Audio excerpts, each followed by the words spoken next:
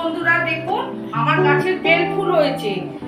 আর এই বেল ফুল গাছটা আমি 1 মাস নিয়ে এসেছি, ঠিক আছে, যত্ন করে সারটা দিয়ে নতুন বেল ফুল হয়ে ফুটেছে। দেখুন আমার এই অপরাজিতা ফুলটা, দেখুন এই অপরাজিতা ফুলে আমার গাছ ভর্তি হয়ে যায়। দেখুন আপনারা দেখলে বুঝতে পারবেন, এগুলো আমার এই গাছগুলো সব সন্তানের মতন। আমি তো রান্নার চ্যানেল নিয়ে তারপরে আমার বাচ্চাদের দেখে, 4 পায়ে বেবিদের দেখে তারপরেও আমি গাছপালা নিয়ে করি।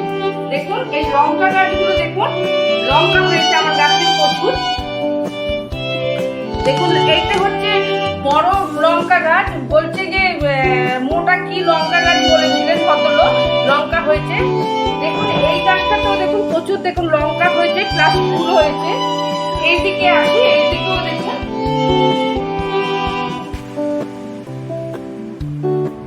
এই গাছটা দেখুন লঙ্কা ভর্তি হয়ে গেছে।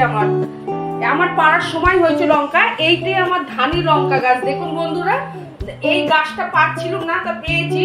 এইগুলো বলতে পারেন আমার গাছ হচ্ছে আমার সন্তানের মতন, 4 পেয়েরা আমার সন্তানের মতন। আমি রান্না নিয়ে, আমি কাজের মধ্যে সবসময় ইনভলভ থাকি। বন্ধুরা আমাকে লাইক দিন, একটা বেলটা প্রেস করুন, সবার মধ্যে আমার ভিডিওটা ছেড়ে দিন, সবাই আমাকে সহযোগিতা করুন। দূর থেকে আমার ভিডিও দেখছে অনেক বন্ধুরা, আমি তাকে ভীষণ হ্যাপি।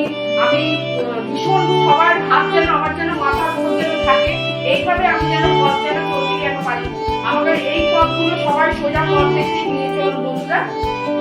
শুভ দুপুর বন্ধুরা।